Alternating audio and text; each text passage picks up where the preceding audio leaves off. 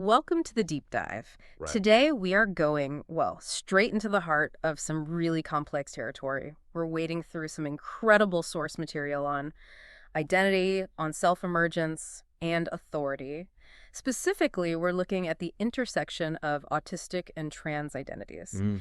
And the sources we're pulling from, they use this just stunning central metaphor. It's the difference between the fog and the landscape. Right. The fog is, everything extra, how people see you, the assumptions, the projections that just obscure everything. And the landscape, well, the landscape is the true self that was always there underneath. And our mission today is really to unpack that, to understand why when someone finally steps out of that fog and reveals their landscape, the reaction from the outside world is so often Panic. confusion, resistance, yeah. And this isn't just, a niche exploration. For you, the listener, this is actually a really important shortcut. It helps you understand the architecture of survival. Things like masking, projection, and this huge concept. Epistemic authority. Epistemic authority. Can you break that down? It's basically the right to define your own reality. And when an individual claims that right, that authority, institutions often freak out because their power is built on the comfortable certainty of other people's doubt. Okay, so let's start there.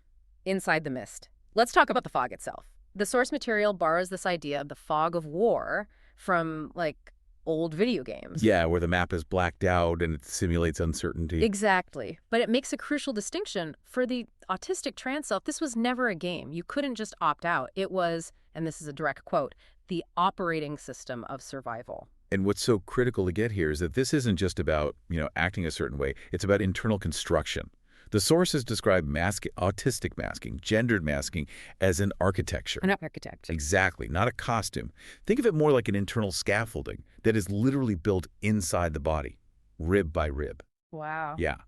It's erected piece by piece, all driven by this relentless need to compress yourself into something that is, quote, tolerated and interpretable without friction. That phrase, interpretable without friction, that is just chilling. It suggests you have to file yourself down to fit a shape that's easier for everyone else. That's precisely it. The cost of maintaining that is enormous, and over time, that survival strategy can actually become what you perceive as yourself. The lines get blurry. So you can forget what the original landscape even looked like. Absolutely. Yeah. But then comes this shift. And it's not described as an invention of someone new. It's a recognition. A recognition. Yeah, it's like the air slowly thinning after you spent your whole life in a thick smog. You get that first glimpse of the mountains, the rivers, the contours that were always there.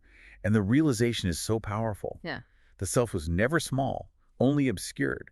And this is where the conflict really starts, isn't it? When the person realizes, wait, I wasn't hiding, I was just surviving, and they start taking that structure down. That's the flashpoint. Yeah. Because when the fog lifts for them, others react as if the ground itself is shifting beneath their feet. They confuse the lifting of their limited view with the transformation of your landscape. Right. Their disorientation immediately becomes an accusation. Yes. Instead of asking, what does it feel like to breathe, they ask, how long have you been hiding this from me? They treat the act of survival as if it was an act of deceit. Which brings us right to that core mechanism, projection. The source calls this dynamic projection as epistemic violence. And that's a heavy term, but it's accurate. So, epistemic violence. Violence against someone's knowledge of themselves. Projection isn't just an innocent mistake, then. Not at all. It's an active exercise of power. Other people fill in the map of you with their own geography, their norms, their fears, and then demand that you live within those borders. It's a quiet form of power, this assumption that their limited vantage point is, omniscience. They curate your identity for you? And when the truth is finally spoken, I am autistic, I am trans, the speaker isn't the one experiencing some huge seismic shift. They're just stating a fact that's always been true. The earthquake is happening in the projected reality of the observer. Because that clarity shatters the illusion of intimacy they thought they had. They realized they were in a relationship with their own construct. Exactly. And that realization splits the reactions into two very different camps. Yeah. First, you have the accusatory reaction. That's the surprise, the confusion. The source calls it a brittle sense of betrayal. Yes, and if you dig under their hurt, the real question is almost never about support. It's, why wasn't I consulted? As if an identity is some kind of collaborative document that needed their approval. I find that just astonishing, the idea that you would need to consult someone else about who you are. It reveals a profound often unconscious sense of ownership over another person's selfhood. But then you get the other reaction. The affirming reaction. Right. And these are the people who Yeah. they just meet you where the air is clear. They don't mourn the version of you that they invented. Their first response isn't, why didn't you tell me? It's a recognition of the work you've been doing. It's, you carried this alone for so long. And that must just be an incredible relief. The sources describe it as the world finally becoming truly breathable. So that covers the personal, the interpersonal. Yeah. But we have to zoom out now, right? From personal projection to systemic misrecognition. This is what the source calls the discursive machinery. Discursive machinery. Yeah, it sounds academic, but it's actually pretty simple. Think of it as the whole interlocking system, the language, the institutions, the media narratives that determines what's allowed to be said about identity and who gets to say it. It's like a bureaucratic filter. It is. And when identities like autistic-trans emerge, they don't fit the standard scripts, the neurotypical cisnormative scripts. So the machinery doesn't see a community. It sees an anomaly that has to be, managed or explained away. So the system builds these boxes in advance, and when a person emerges, they're immediately pushed into one of them. The source lays out 4 of these categories, right? It does. The first one is psychiatrization. This is where clinical language comes in and reframes self-knowledge as a symptom. Your own truth is treated as like a cognitive error. Your authority is just completely nullified. Okay, what's the second? The second is really insidious. It's repressive protection. This is where the supposed vulnerability of autistic people is used to deny them autonomy. So it's that paternalistic care that's actually a weapon. The whole we're protecting the vulnerable line. Precisely. And that care is aimed right at restricting self-determination, especially for youth seeking gender-affirming care. The rhetoric suggests that exploring your gender is a risk that only autistic people are susceptible to. So toxic. And the third category? Medical management. This one's tricky. Experts might acknowledge that autistic trans people exist, but their legibility becomes conditional. Access to care is gatekept. A provider has to decide if your gender is real or just some artifact of your autism. Which is absurd. The authority to name yourself is basically outsourced to someone else's opinion. You're only real if a non-autistic, non-trans person says you are.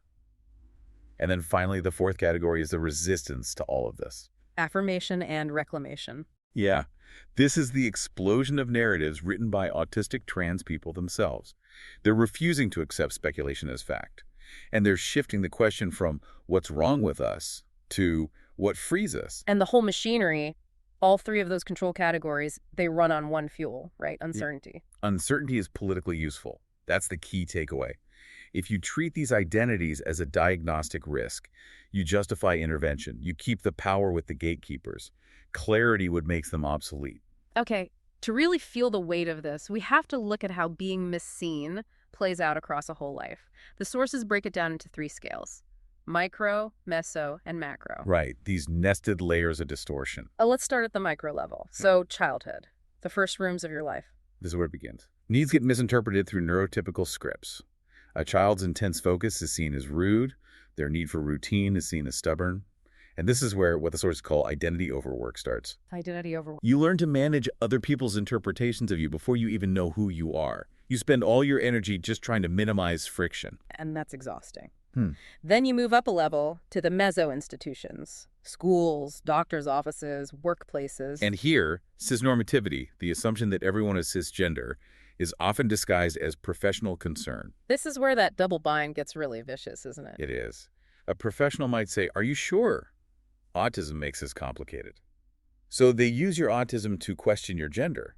But then if you assert your gender confidently, they might use that to question your autism diagnosis, saying you're too socially aware or something. It's a total catch-22. Each part of your identity is used to invalidate the other. It's a perfect no-win scenario. Yeah. And then you hit the top level, macro, the state. Law and policy. And at this level, misinterpretation isn't an accident anymore. It's a strategy. It's weaponized. States start treating these communities as, like, ideological battlegrounds. They use that same language of benevolence protecting kids to restrict care. So the real fight at the macro level is about who gets to be a trustworthy narrator of their own life. Exactly. Who is the state permitted to believe? At this point, misseeing literally becomes a form of governance. So after a lifetime inside this architecture of doubt, a shift happens. A realization. A huge one. Yeah. The person realizes the problem was never them failing to read the world correctly. The problem was the world forcing the wrong lens on them.